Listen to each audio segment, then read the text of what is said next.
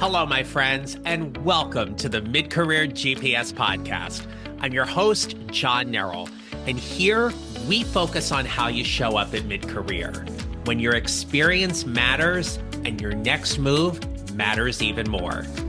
This is where we talk about navigating change and taking control of what comes next in your career, all because of how you show up. Let's get started. So, my friends, today's topic, I wish it didn't happen. I wish none of you would ever have to go through this, but it seems like this is a common rite of passage. And you probably have had one. Maybe you've had more than one. You may still have another one. But the sad reality is, we all end up having to deal with a horrible boss. You know what I mean? It's your boss who is saying, hey, you're doing great work, but somehow they don't seem to notice or even care. You have a boss who doesn't support you, doesn't advocate for you, and maybe sabotaging your career behind your back. And you sit there and you wonder if they really are the problem. Or you second guess yourself and think if there's something else you should or could be doing. And then you wake up one day and you say to yourself, nope, I have a horrible boss. So I want to offer you right at the onset of this episode that sadly, this is normal. Sadly, this is normal. But it is not a career defeat. It is not a dead end. There are certainly things you can do to manage, address, and ultimately survive having a bad boss. So today, I'm going to talk with you about what to do when your boss or leadership team isn't helping your career move forward. But let's just take a moment to address the emotional toll that happens when we deal with a bad leader. You might feel invisible, unmotivated, dread going to work.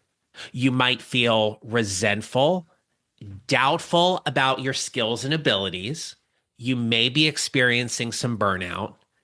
You might be quiet quitting, as we said last year and the year before, but ultimately you're quietly disengaging. You fear speaking up in meetings because of a potential retribution or being shamed or embarrassed during a meeting. And you may even feel trapped. And interestingly enough, as I was preparing for this episode, you might feel trapped financially and or professionally, those golden handcuffs that sometimes happen to us in our career. But when you have that moment, you're sitting there and you're saying to yourself that you want to show up more, but you're not sure how to do it because of how you are seeing and witnessing that you are not feeling supportive. And it probably feels a little risky to advocate for yourself for fear of retribution, being removed from opportunities, or getting some kind of professional punishment or jeopardy. Look, there were a lot of different ways I could have titled this episode, but you kind of have to keep them G-rated in order to clear the algorithm and all that kind of stuff. But the harsh reality is, I'm sure you could think of a whole bunch of other adjectives or words to describe a boss who you believe has done you wrong. And as I said at the top of the episode, sadly, this is a commonality amongst mid-career professionals. And as you're navigating or building your mid-career GPS to what's next, sometimes it really is about navigating those organizational or internal politics and dealing with leadership that may not be truly on your side.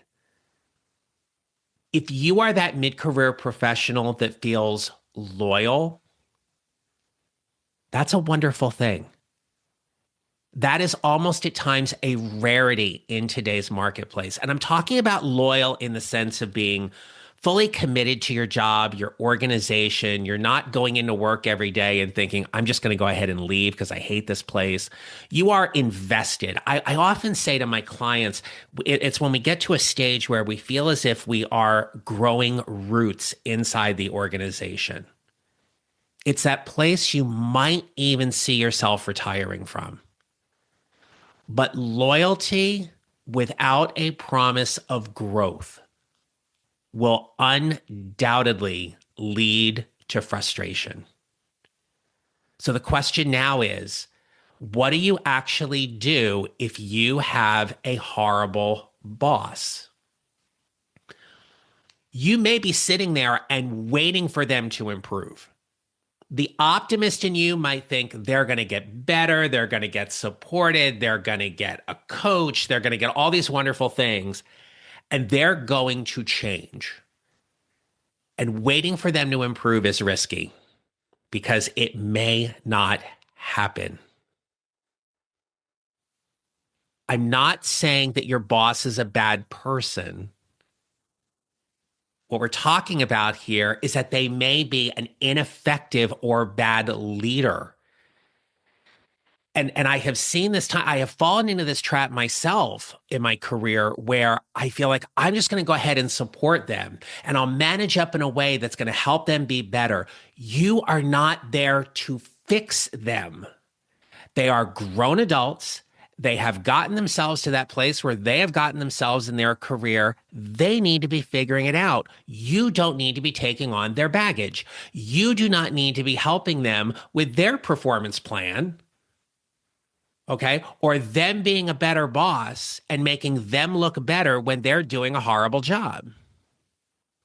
This is where the resentment comes in. Your boss may be a great person, but may be ineffective in their role because they are overwhelmed or they're poorly trained. If you are a high performer, a high achiever, and you come into your organization, they may feel threatened by you. I have personally had this happen. And that is a harsh realization to sit there and go, I thought we were all on the same team. You're in a role. You're supposed to be helping me. Why are you feeling threatened by me? The reality is they are feeling threatened by you because you may actually be able to do their job better than they are, and they don't want to lose their job.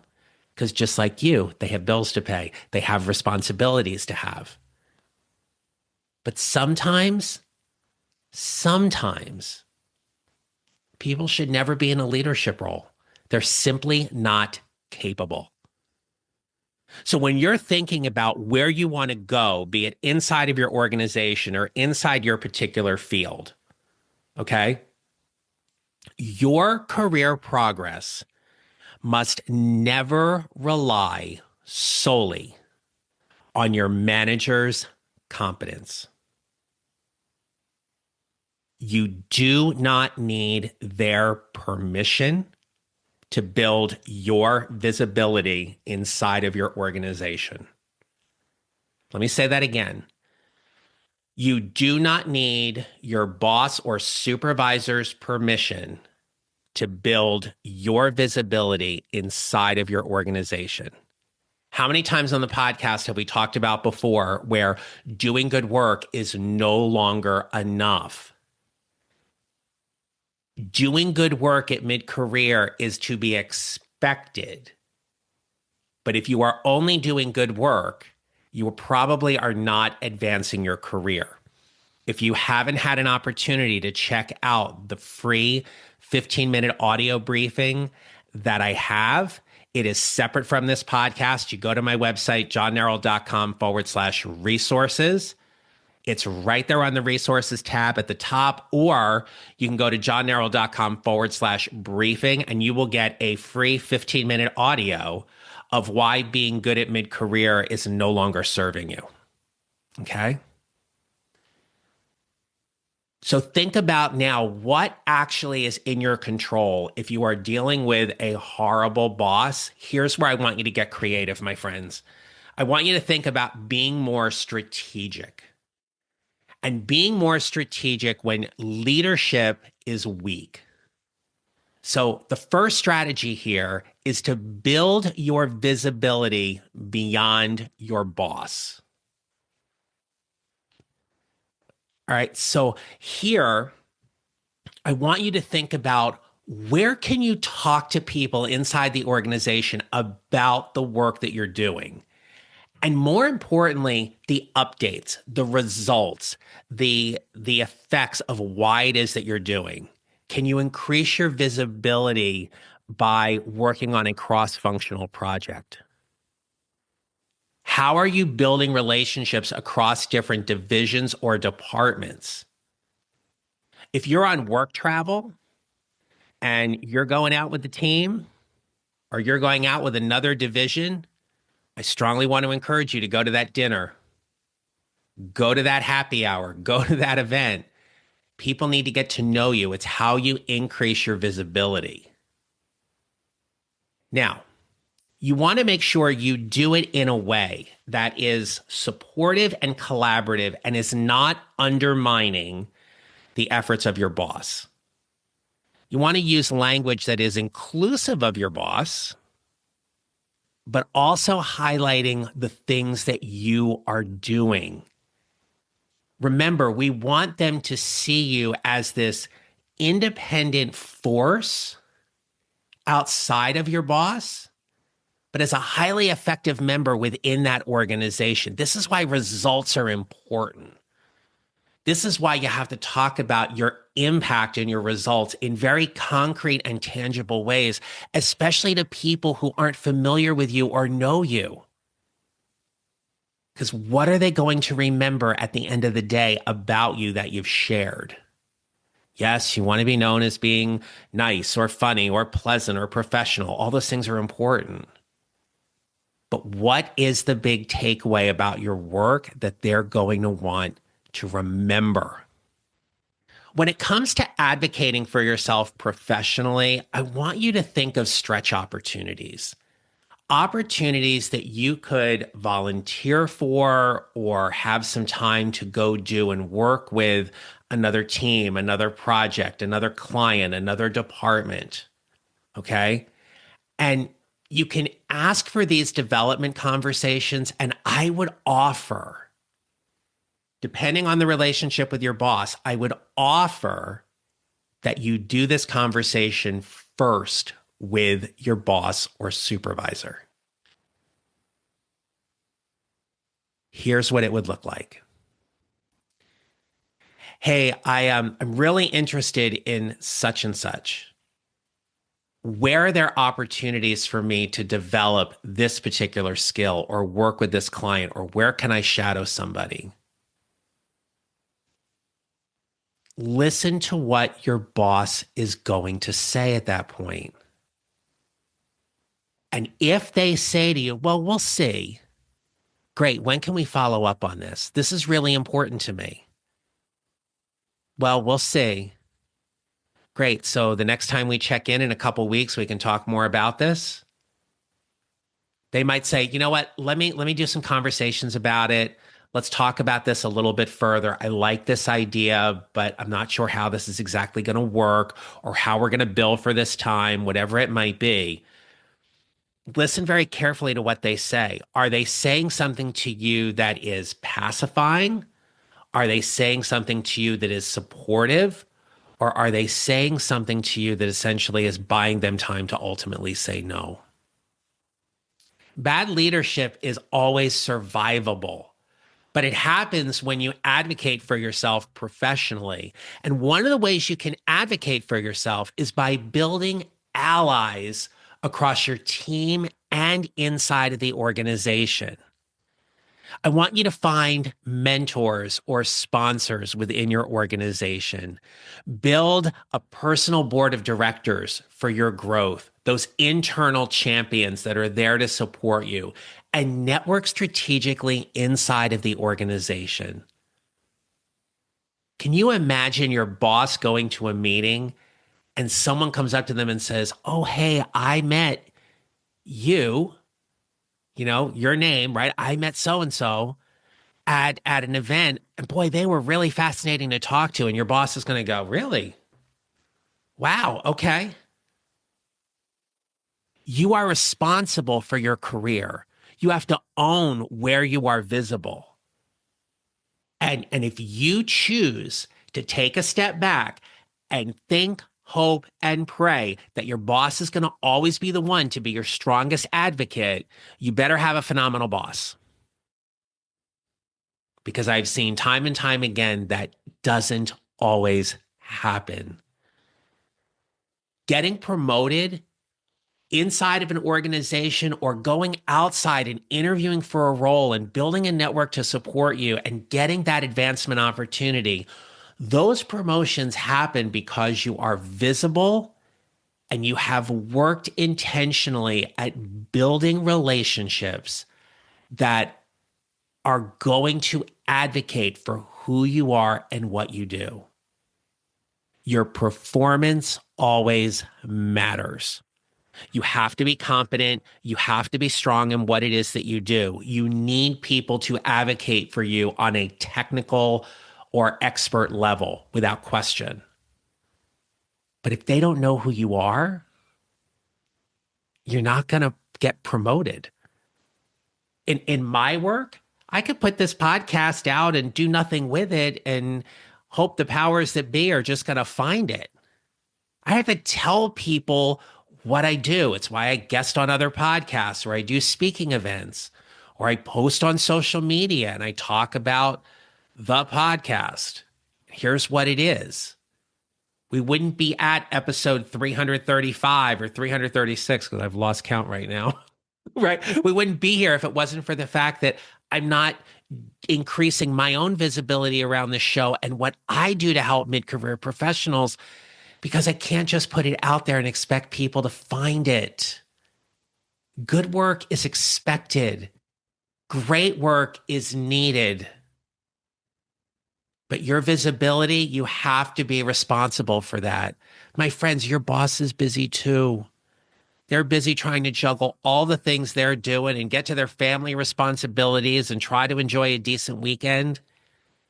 And if we're going to add one other thing on their plate about your growth and development, which they should be paying attention to anyway, but if we're going to add your growth and development onto their plate, it might just be too much. So make it easier for them. Make it easier for them about how you are increasing your own visibility. But what if none of this works? What if all of this is for naught and you now find yourself at a crossroad and you're asking yourself, should I stay or should I leave? Whenever I have left an organization, I have left because there was no definitive growth path for me to go. Whether it be because leadership repeatedly blocked my development or it just wasn't there, or I went through a reorg and I didn't land particularly well. I made a decision to leave an organization because of this simple fact. I got the information I needed, not the information I wanted. I've shared this story before, but it's so relevant. I'll share it again. And especially if you're new to my world, this is your first time hearing it. So I hope this helps. But I remember working in an organization and not surviving the second reorg particularly well. And I worked for a wonderful woman who I, to this day, still truly admire, who I trusted and I could go and have a conversation with. And so I walked down to her office one day and I knocked on her door and I said, "Hey, I need to talk to you about something. Do you have a few minutes?" And she was busy at her desk doing some things. And she said, "Yeah." And so I walked in and closed the door. And this is how I framed the conversation. I've been thinking about the recent reorganization, and I need to ask you a question. And I'm asking you this question because I trust you. And I promise you, however you answer this question, the first thing I'm going to say is thank you. And then I said this, may I ask my question? I wanted her buy-in. I wanted to know from her if this was the right time for us to have this conversation. And so as she was sitting at her desk and taking care of some things, she's like, yeah, yeah, go ahead. And I said, I'm thinking about where I landed in the reorg, and I don't think I landed particularly well. And while I'm not at risk of getting fired today or let go, the reality is I feel like I'm stuck on an island to die. My work is valued, but I've also been told it needs to be limited in terms of scope. And what I say in the foreseeable future is that I am not going to get promoted. I'll be lucky if I get a raise. I'm certainly not getting a bonus. How right am I? Every time I tell this story, and especially when I tell it from the stage, there's this moment of pause. And I always find myself sitting in that chair in her office and seeing her face. Her face kind of lit up for a moment. She took her pen and she slammed it down on the desk and she goes, John, they don't get you. They don't understand all of the things that you do. And as much as I have advocated for you, you're right. I got the information I needed. Trust me when I say it was not the information I wanted, but it was confirmation I needed. And I looked at her and I said, thank you. And then she looked at me and she paused and she said, you know, you're very smart. And I looked at her and I said, yeah, not just a pretty face. And we laughed because I tend to diffuse things a lot with humor. But I had her respect. I had her support. I truly believe she did all she could. And 6 weeks later, I walked into her office and with a tremendous amount of gratitude, I announced my resignation. And when I did, I told her that I was leaving because I had an opportunity to help more people outside of that organization than I could inside of it. That's why I'm here. That's why I'm here today with you on this podcast. It's why I've been doing this work for over 9 years. It is why I continue to support mid-career professionals because I remember how hard and difficult it is at times and how often it feels lonely. This is normal. It is normal that you may have a bad boss. It is normal that you may be inside of an organization that doesn't truly value your talent or know what to do with it. And it's perfectly normal to sit there and reevaluate whether or not the job you are currently in and the company where you work is the best fit. Doesn't mean you're going to leave. It just means you might renegotiate or you might reevaluate exactly what's going on. That's the gift of having a horrible boss, right? And the example I just gave you, the woman I directly reported to, I adored. I adored. That doesn't mean I didn't work for people or there were people in the organization that weren't as supportive of me as she was. I don't think they're horrible people. It just wasn't a great fit for us. I will always look upon that organization with a tremendous amount of gratitude. I will always look at every person I've reported to or worked with and and have a tremendous amount of gratitude for them because they showed me who they were. We're not always going to get the most talented leader, the most effective boss. We're not going to get the most amazing assignment ever. It's what happens. But when we show up, when we truly own where we are to stop waiting to be discovered and take complete responsibility for our careers, we can show up from a place of value and service that allow us to welcome new opportunities, whether they be inside our current and present organization or they are outside of it. So to wrap up, if you're dealing with a relationship with your boss that is not ideal, what do you want to do about it? Your boss may influence your experience, but they do not define your future. Your boss may be having a direct impact on your present, and they will shape your future because of what you learn from them, whether it be positive or negative, quote unquote. In leadership coaching, it's about how you want to show up as a leader based on the good, the bad, and the ugly that you've experienced in your entire life. We take a little bit from everybody, and with gratitude, about how we choose to show up as a leader. Now, if you want to continue this conversation, I invite you to join my free newsletter. It's called the Mid-Career GPS Newsletter. You can get it on my website at johnneral.com. It's in the resources tab as well, but this is only half the conversation. There's a lot more that goes on inside of my weekly newsletter, and I invite you to come over there and continue the conversation and join that for free. It's also be located in the show notes if you want to check that out too. But at mid-career, the professionals who move forward, you will move forward because you choose to stop waiting to be chosen. You stop waiting to be recognized, and you start choosing yourself to be more visible, more impactful, and more present about what you need and want in your career as you keep building your mid-career GPS. So my friends, until next time, remember this. You will build your mid-career GPS 1 mile or 1 step at a time, and how you show up matters. Make it a great rest of your day. Thank you for listening to the Mid-Career GPS podcast. Make sure to follow on your favorite listening platform. And if you have a moment, I'd love to hear your comments on Apple Podcasts.